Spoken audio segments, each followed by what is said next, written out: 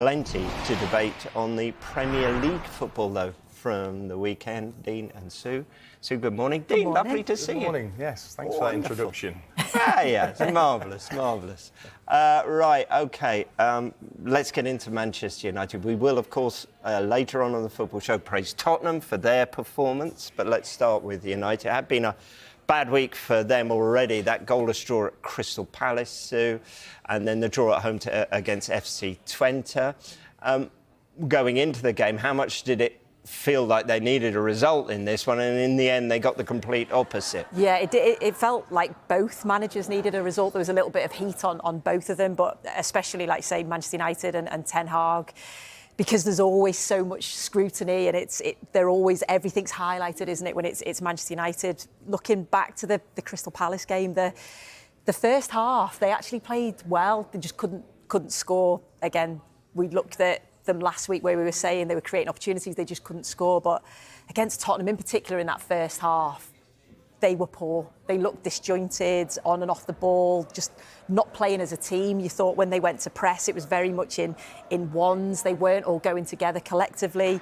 And on the ball, they just looked so sloppy. Of course, it doesn't help when you go down to 10, but even with 11, they looked second best. And you think 3-0, it could have even been more. Onana made some brilliant saves, some misses from the Tottenham players as well. So, yeah, just a really poor performance individually and collectively from Manchester United. Yeah, let's just pick up on one of those, Dean, because we will, of course, be debating the sending off in Ref Watch at 11 o'clock. But was the red card a red herring?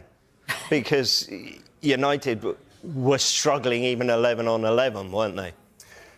They were, but I think both Bruno Fernandes and the manager and their comments afterwards didn't skate around that. They didn't just hone in on that in particular. They knew that the first half was a pathetic performance. And when you're at home, as you are a Manchester United team, and you've got that amount of support all behind you, you need to know what you're doing. When you're up against the absolute elite of English football, you have to absolutely have an idea as players, as a group. Now, whether that is the manager not being able to get his points across, whether it's defensively or whether it's going forward, or whether it's motivation in terms of effort and desire, or whether it's the players themselves, and Sue's just mentioned, if there's just one or two that don't do the work and the right job and aren't at it mentally, you'll get picked apart. And that's what Tottenham did. Tottenham are in fantastic form, improved a lot already this season from last season under Ange Postecoglou. And it just looked like they were enjoying knowing exactly that they had the right ideas, they knew how they were playing, there was a genuine structure.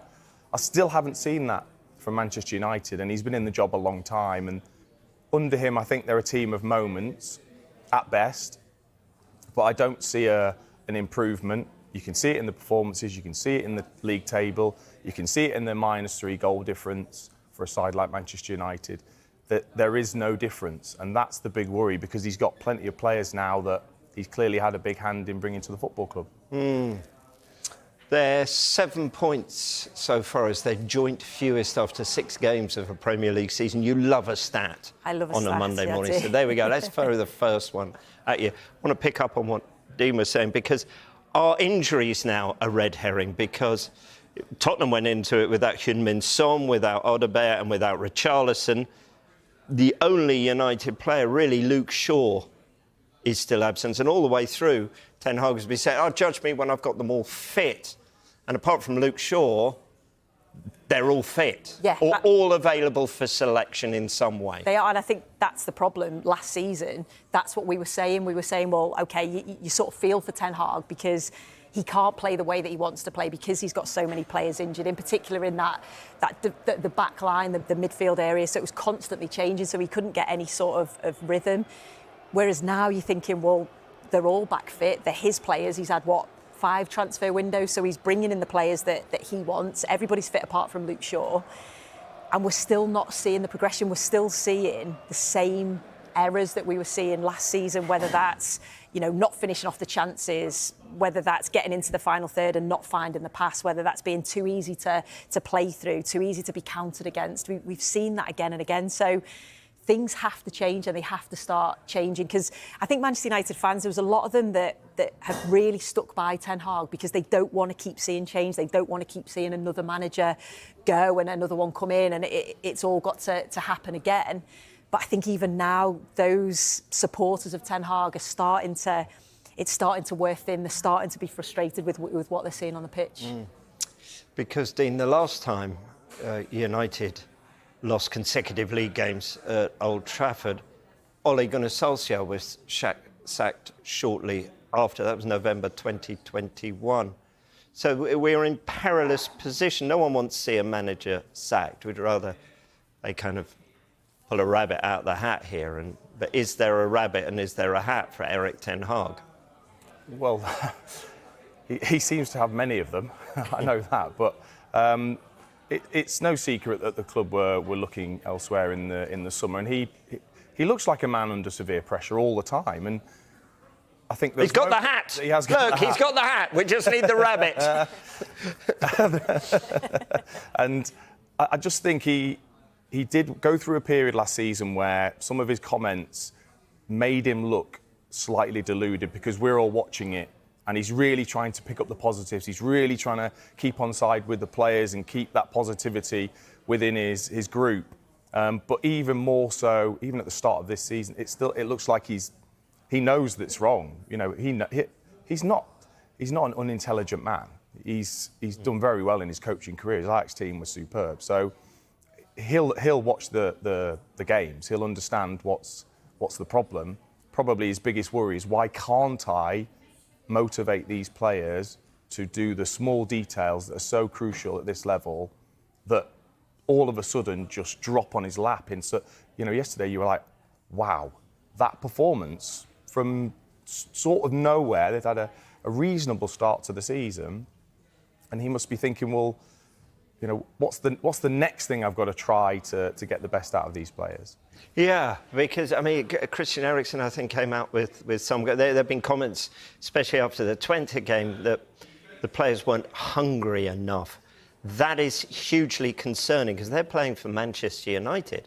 That's worrying, because that's the minimum, isn't it, requirement when you're a footballer going onto the pitch, is that you always give 100%. You know, sometimes your passing might be sloppy, sometimes you might mistime things, you might not have the best game, but the least you can do is try hard. So I think if players are coming out, senior players are coming out like that is a worry. But I think when you look at Manchester United, you look at they're obviously doing things off the field. They're implementing a structure to make sure that things are better off the field, hoping that will then, you know, go down to what's happening on the field. And I think going back to what you were saying about, they actively went out and looked for a new manager in the summer. They spoke to managers, that, as far as we know.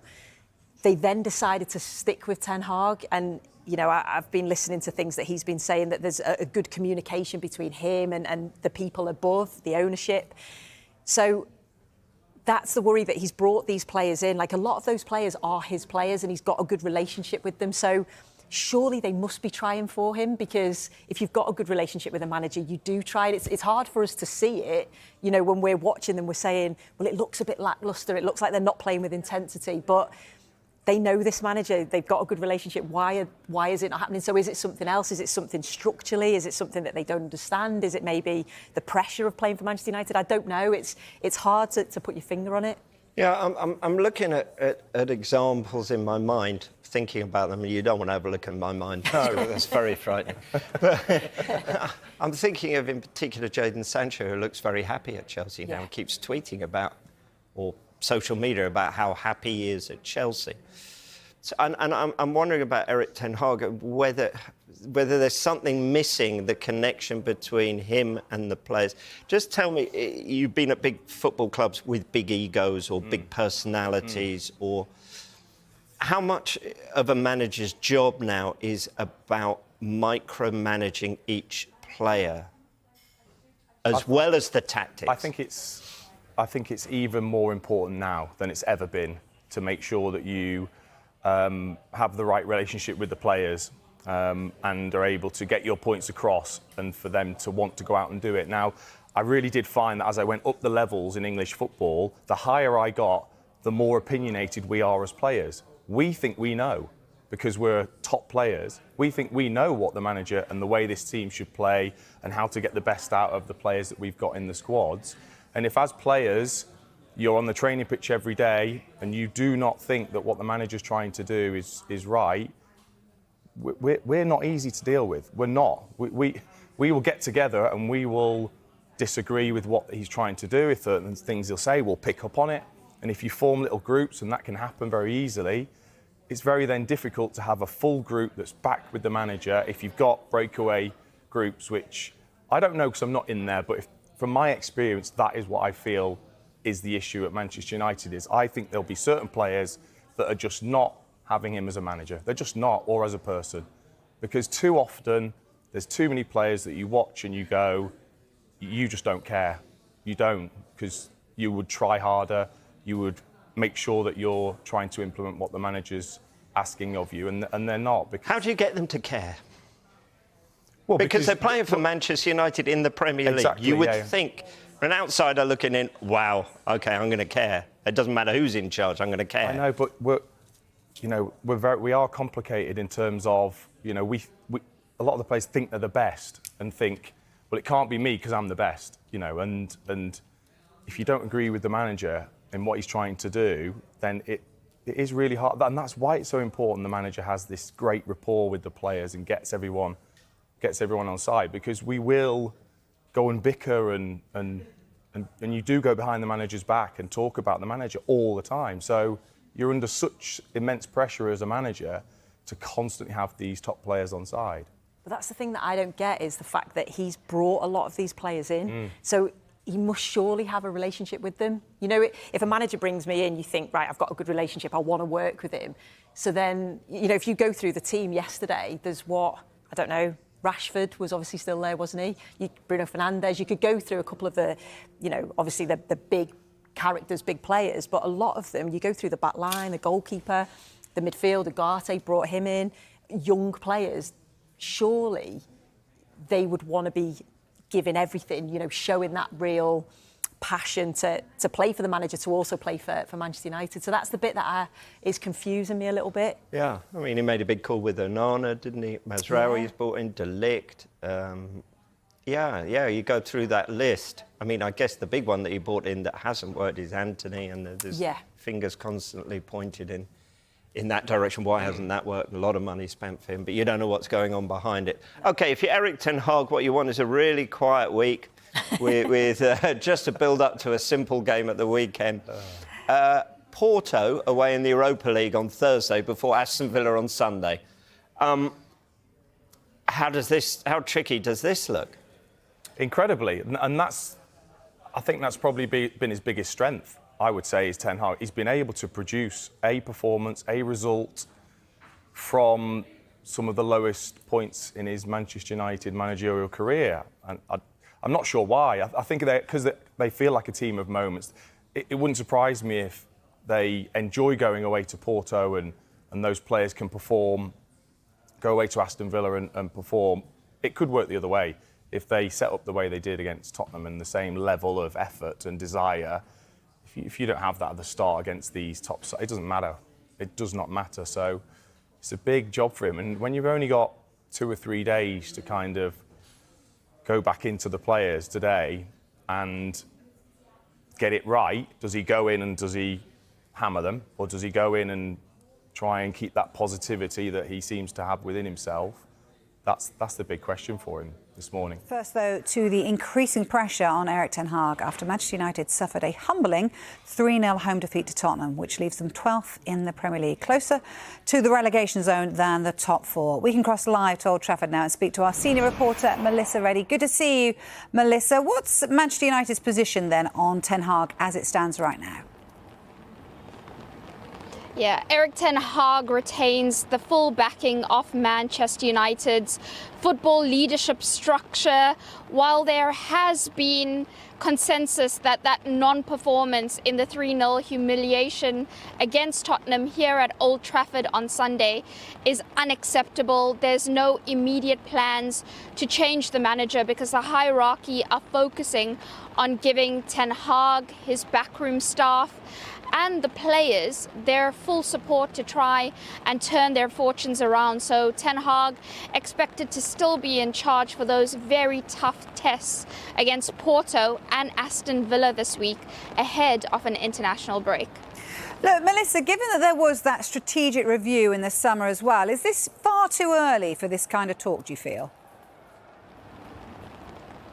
I actually think the strategic review, because it dragged on for so long and entailed speaking to a variety of managers about actually the potential of replacing Erik ten Hag, it meant that as soon as there was the first sign of trouble this season, there was going to be increasing pressure and noise around his position. Because while Sir Jim Ratcliffe and Sir Dave Brailsford decided to stick with Ten Hag, there'll always be that feeling that they couldn't have had full conviction in him if they were canvassing managers around Europe about taking over. And that list included Thomas Tuchel, Roberto De Zerbi, Maurizio Pochettino, Kieran McKenna, Thomas Frank, amongst others. And then ahead of the Liverpool game, which was here at Old Trafford at the start of this month, I sat down with Sporting Director Dan Ashworth and CEO Omar Barada, and they told us that while they actually weren't involved in the decision to retain Ten Hag after that strategic review, because they actually hadn't joined the club yet at that point, that the pair enjoy working with him and they believe he is the right man for the job. And then yesterday, Ten Hag told us that he's not worried about his future at all. He's not thinking about that because the powers that be and him, they're all in this together. They've made decisions about him staying on board, about the recruitment. They're all very aligned. But the reality is, if dismal performances like the one we saw against Tottenham continue, the club will actually be forced to act. Yeah, and you say that as well, and it's another critical week, isn't it? 2 tough away fixtures before, of course, an international break.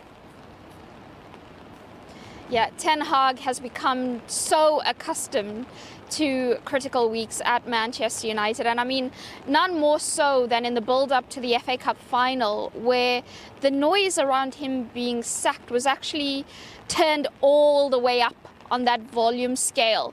And we then know what happened at Wembley against Manchester City. They pulled out the performance of their lives. And Ten Hag has actually been quite skilled in extracting those kind of displays when his job needs it the most. But Porto and an informed Aston Villa are actually very daunting challenges, especially in the context of how poor Ten Hag's European record has been in charge of United. He's only won 1 of the last 10 fixtures on the continent. And then Villa, they're on a 4-match unbeaten run in the league.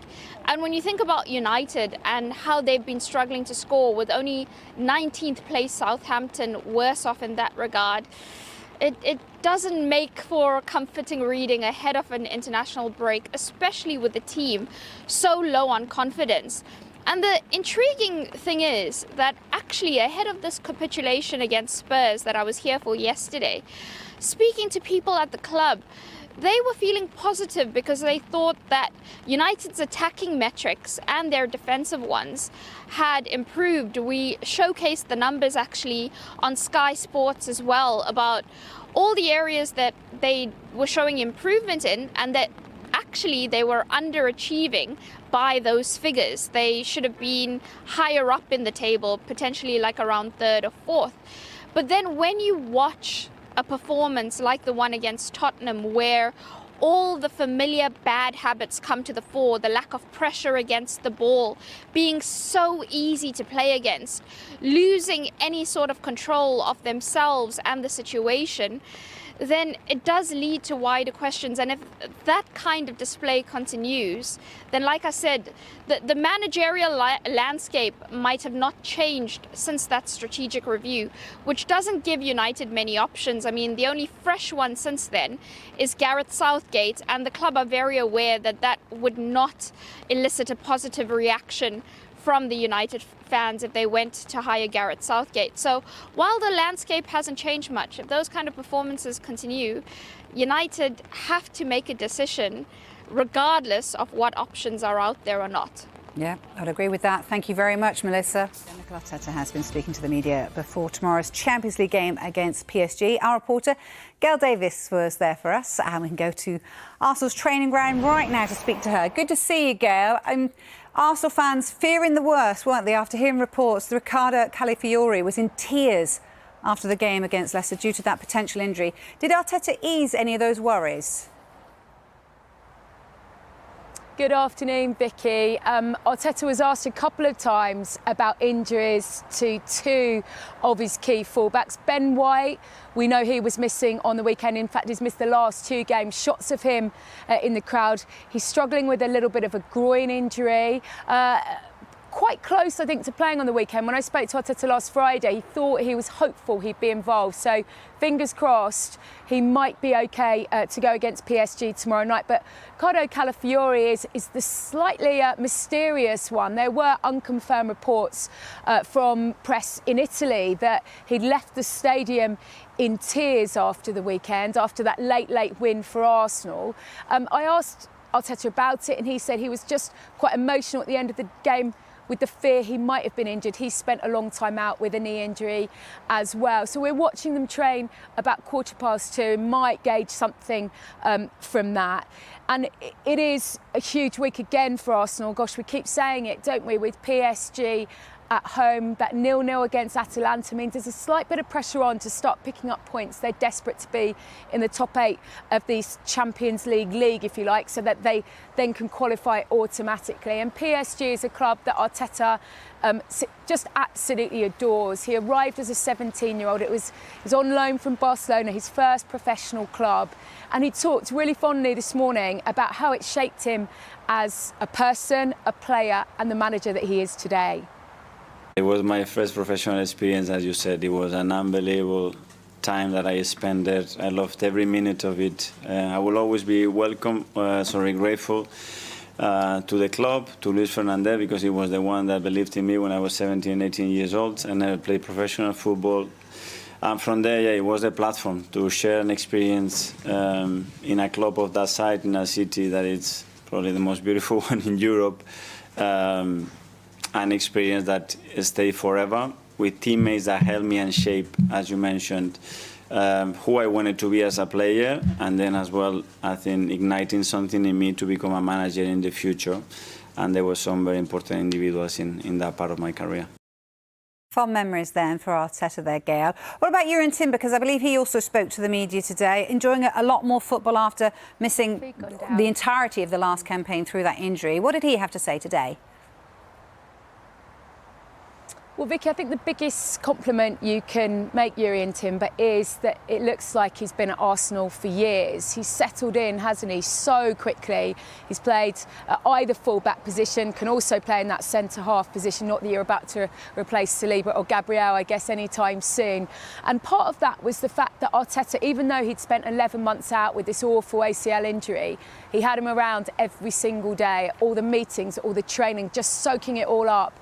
And that's why he's adapted and become this leader so quickly. He's also someone with a lot of Champions League experience, having played a number of games for Ajax. He's talked about the demands physically and mentally the last few days I've had here. You know, those big performances against City and Spurs and Atlanta away. And he said we have to be like machines. That's what Arsenal were last year, and we went close as a group. Now we have to be even better. And then he was asked, of course, about the number of games that players have been having to be machines for, that sort of physical toll that it can take, and the problems that might occur with serious injuries, as we saw with Rodri. And this is what he had to say. To be honest, I totally agree with them. I think it's also like a big topic at the moment in dressing rooms. Not only at City and Liverpool, also in our dressing room. But for me, what you said, I didn't play last season. So I'm just enjoying playing now. You won't hear me complain, but I totally understand what they're saying. Players at more risk of injury if they're being asked to play more and more and more? Definitely. I think it's honestly a dangerous thing. Even last week, I think we played City, and City played 2 days later. They played again. I think that's too much, you know. And understand why these players are complaining. And I think it's a really good thing that the players are speaking out now and let the voices hear, because it doesn't look like it's getting any less at the moment. So yeah, we're trying to be there every game and give our best, but it gets hard if the games are like coming and coming, especially in England without having a winter break. I think it's really hard. So training around about 2:15, we will try and bring you some pictures of that. Looking out, of course, for Ben White and Riccardo Calafiore, because if neither of them make it, it's a big shift, isn't it? And without Tomiyasu and Zinchenko, Arteta is going to have to put his thinking cap on and maybe tinker with his side a little bit more. But the whole complexity of this week has changed, hasn't it, with those 2 late goals against Leicester. Puts them in a really good place ahead of this first home game in the Champions League for them against PSG tomorrow night. It certainly does. Thank you very much, Gail. And this might help as well, because they've been handed an unexpected boost ahead of that game tomorrow. Ousmane Dembele's been left out of PSG's travelling squad to North London. Dembele was a surprise omission from the squad announcement that was posted on X this morning. According to French media, this is due to disciplinary reasons. L'Équipe have reported the decision was made because of a row between Dembele and his boss, Luis Enrique, following the recent 3-1 win over Rennes. Yeah, we just got the news before. I don't know if it's true or not. We're going to prepare like we always do with every possibility, and let's see. But obviously they have many other options.